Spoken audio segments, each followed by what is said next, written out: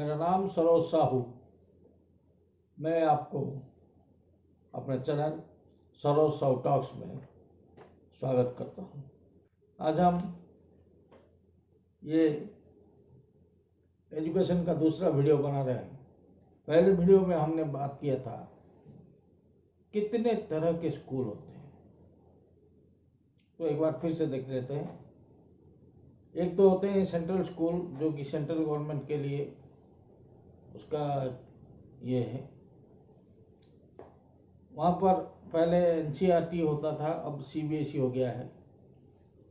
फिर होते हैं कॉन्वेंट स्कूल, जहाँ पर ICSE है, Indian certificate of school education. उसके बाद है SSC, और इतने में कुछ दूसरे तरह के स्कूल्स भी हैं, जैसे कि मदरसे हैं, जैसे कि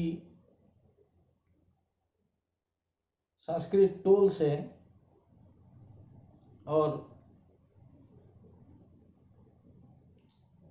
ऐसे स्कूल्स भी हैं जो कि धर्म का पाठ पढ़ाते हैं। लेकिन आजकल संस्कृत टोल में सारी तरह की पढ़ाई होती है, विज्ञान की, गणित की, ये सब की पढ़ाई होती है। मदरसों के बारे में मुझे पता नहीं। तो हम लोग स्कूल का एक दैनंदिन कार्यक्रम देखते हैं, जैसे कि प्रेयर। स्कूल में जाते ही बच्चों को प्रेयर करने के लिए कहा जाता है, और उन लोगों को एक लाइन में लगने के लिए बोला जाता है।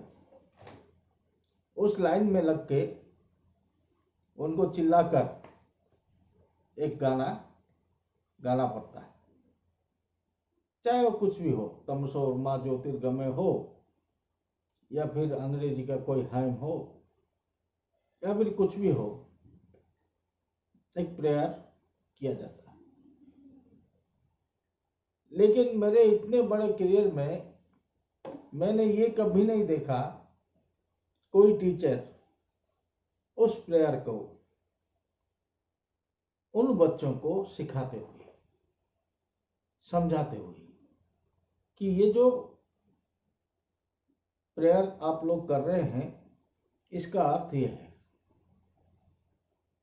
और जब अर्थ पता नहीं है और बच्चे ऐसे ही रट रहे हैं, साल दर साल, 10 साल 12 साल बच्चे रटते हैं, वो उसके बाद जब स्कूल छूट जाता है भूल जाते हैं। ऐसे ही जैसे कि प्रेयर को नहीं समझते बच्चे लेकिन रट लेते हैं, ऐसे ही स्कूल के ढेर सारे करिकुलम में पढ़ाई होते हैं जिनको ये बच्चे रट लेते हैं लेकिन समझते नहीं हैं। अब देखिए, CBSE में, ICSE में, कहीं पर भी बोर्ड के एग्जाम में, मैं तो ICSE का स्टूडेंट रहा हूं, there is nothing like moral studies. लेकिन क्लास 2 से क्लास 10 तक मॉरल स्टडीज का एक क्लास होता है। उसके लिए एक टीचर होते हैं, और वो समझाते समझाते थक जाते हैं कि चोरी करना पाप है, ये करना पाप है, वो करना पाप है, वो करना ठीक है, ये करना ठीक है, वो करना भूल है।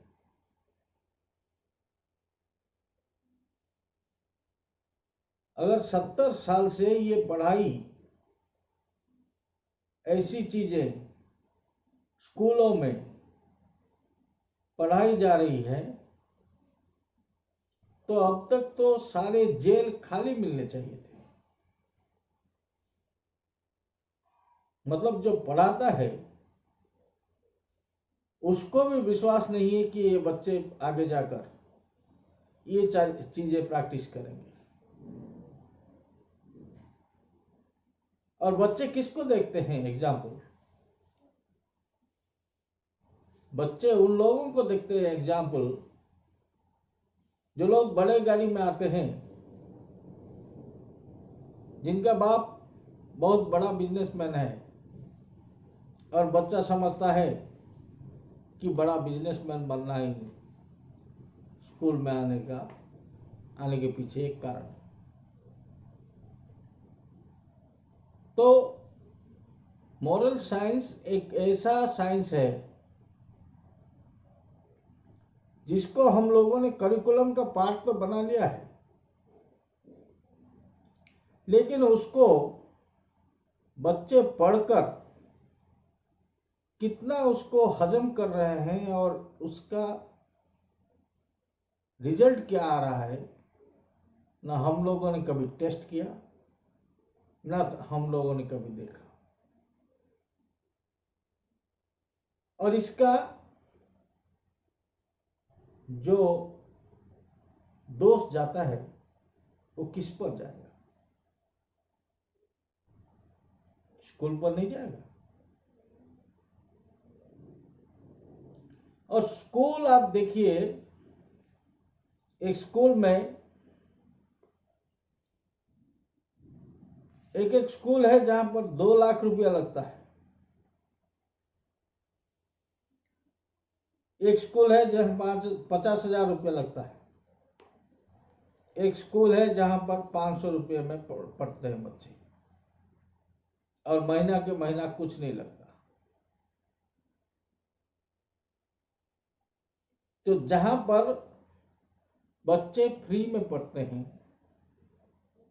जहां पर बच्चे फ्री में पढ़ते हैं, वहां पर टीचरों को 70,000 रुपये तनख्वाह मिलता है। और जहां पर महीना 500 या 1000 रुपया देना पड़ता है, वहां टीचर को 2,000 रुपया तनख्वाह में काम करना पड़ता है। और उसका जिंदगी एक रस्सी से बांधकर मैनेजमेंट हमेशा हिलाती रहती है, कब छोड़ दे तो वो मर जाए। मतलब जहां पर टीचर को ज्यादा पैसा दिया जा रहा है, वहां पर सरकार इंफ्रास्ट्रक्चर नहीं दे रही है और गरीबों के बच्चे वहां पर जा रहे हैं। जहां पर अमीरों के बच्चे जाते हैं, वहां के टीचर्स डिप्राइव्ड हैं। हमेशा उनको ये चाहत रहती है कि वो कहीं सरकारी क्लर्क बन जाए या प्यून बन जाए और स्कूल छोड़ दे। अब कुछ दिनों बाद वो लोग ये कहानी भी बच्चों को बताने लगते हैं, अरे यार मैं तो ऐसा पढ़ता था, मुझे यहीं पर रहना था, मैं माँ बाप का एक इकलौता लड़का था, इसलिए मैंने सारा चीज छोड़ दिया, वरना तो मैं रेलवे में पाया हुआ था, वरना तो मैं IAS अफसर होता। और उनका वो जो फ्रस्ट्रेशन है, वो फ्रस्ट्रेशन भी बच्चे में दिखाई देता है। और बच्चे को किस तरह से फोर्स किया जाता है ट्यूशन पढ़ने के लिए, ये तो आप सब लोग कुछ ना कुछ जानते हैं, कैसे ना कैसे जानते हैं। और ये जो टीचर्स एक एक ग्रुप बना के एक एक इंस्टीट्यूट बना चुके हैं, और वहां पर बच्चों को हम जैसे गाय को दूहते हैं, बच्चों के पेरेंट्स को वैसे दूहते हैं। वहां पर स्कूल में जितना लूटना है लूट लिया, अब फिर यहां पर लूटना शुरू किया। और सबसे बड़ी बात, जो बच्चा उनके ट्यूशन में पढ़ता है जब क्वेश्चन पेपर सेट करते हैं तो बच्चे को दिखा देते हैं वो क्वेश्चन पेपर, उसी तरह से रेडी कर देते हैं। कोई अपने छाती पे हाथ रख के कह देगा कि नहीं है, नहीं है, ऐसा नहीं होता। सारे भारत में यही प्रॉब्लम है।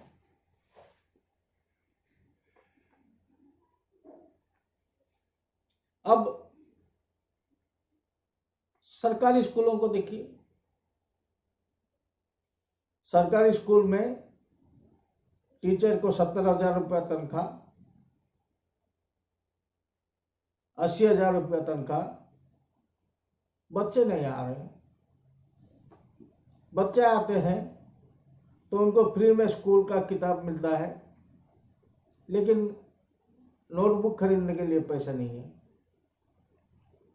ड्रेस फ्री में दिया जाता है, लेकिन उसको सफाई करने के लिए उसके घर में कोई कुछ नहीं है।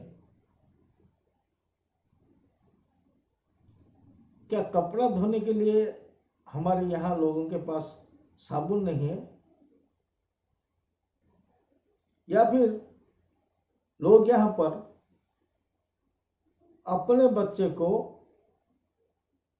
सरकारी जिम्मे में छोड़ दिए हैं।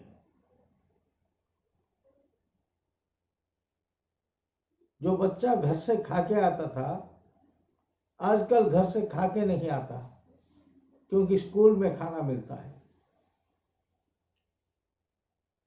बच्चा अंडा लेके घर में आता है और उसे बाप भाई खा लेते हैं। ये कैसा सिस्टम है साहब? अगर ये सिस्टम है तो ऐसी सिस्टम से क्या मिलेगा? कब तक आप लोग खाना खिलाने के लिए बच्चे को और खाने का लोभ दिखाकर बच्चे को स्कूल में लाएंगे? कब तक ये चलेगा? जब तक बच्चे के मन में ये ख्याल नहीं आता कि उसे पढ़ना है, उसके माँ बाप के मन में ये नहीं आता कि बच्चे को पढ़ा लिखा कर एक सिटीजन बनाना है, तब तक क्या हम लोग उस बच्चे को कुछ भी बना सकते हैं? और वो बनाने के लिए उसकी माँ बाप के पास अगर एरिया का काउंसलर एक दिन बैठे, उन लोगों को बुलाकर मीटिंग करें और उनको सिर्फ बच्चों को खाना देना नहीं, अगर वो बच्चे को स्कूल नहीं भेजते हैं, अगर उनके ऊपर फाइन पड़े, क्योंकि भारत एक वेलफेयर राष्ट्र है। इसका मतलब ये नहीं कि हम लोग टैक्स देते रहें और आप बांटते रहें।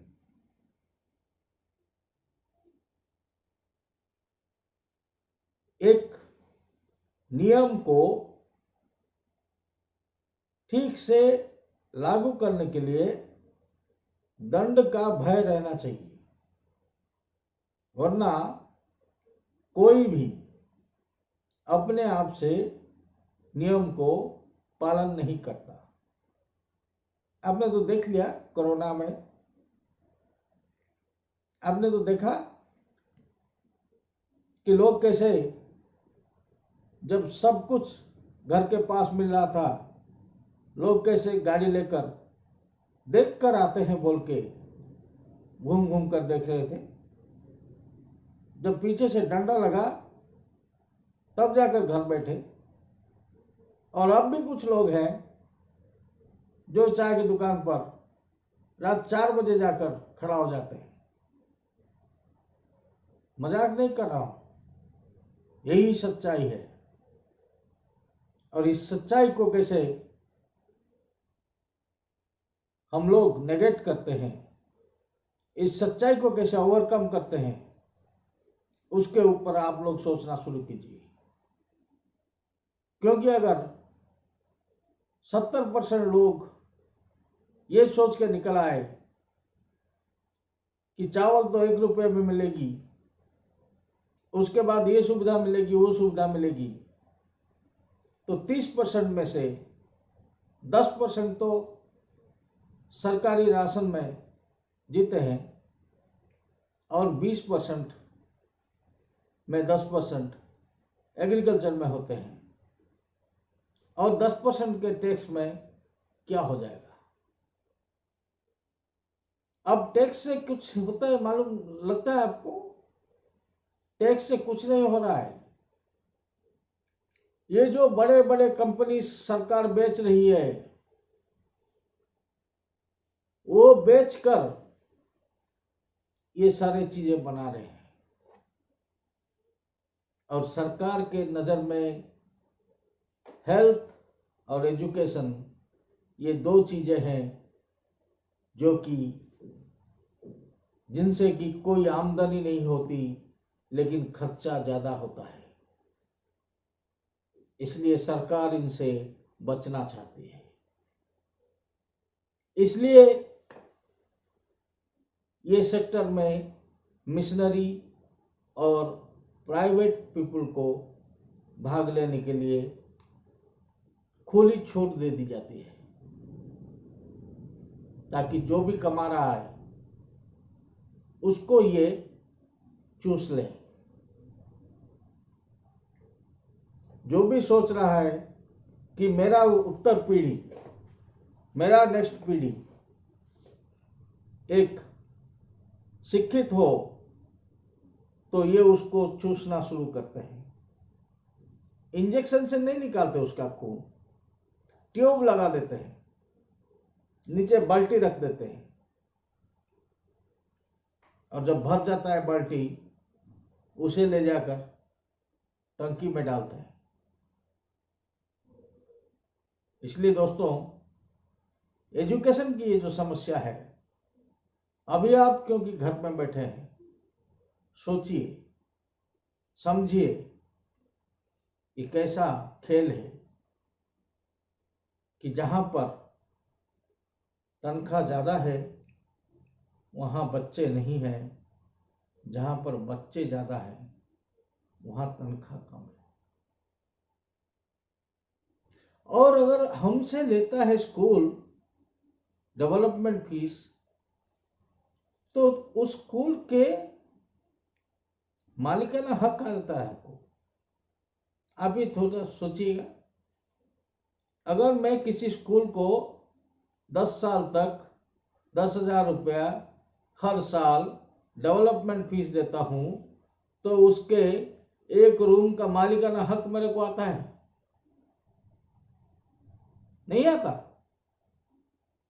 क्योंकि मैंने तो कुछ और नहीं दिया, डेवलपमेंट फीस दिया है। तो जितना डेवलप करेगा उसका हिस्सेदार मैं हूं।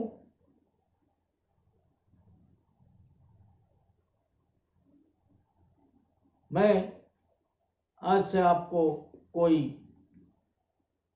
जस्टिफिकेशन नहीं दूंगा, आज से आपको कुछ सिखाने की कोशिश नहीं करूंगा। मैं तो छोटा सा बच्चा हूं, मैं एक आम आदमी हूं।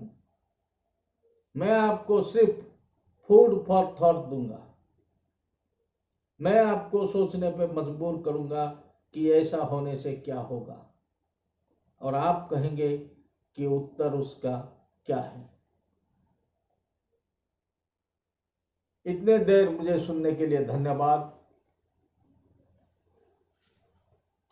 आपके मन में ये वीडियो देखने के बाद जो भी रिएक्शन है उसे कमेंट बॉक्स में लिखने के ना भूलिए। चाहे तो इसको शेयर कीजिए जो लाइक माइंडेड पीपल हैं आपके, और अगर ये पसंद आता है तो चैनल को सब्सक्राइब कीजिए और घंटी को ढंग से बजा दीजिए। धन्यवाद। सरोज।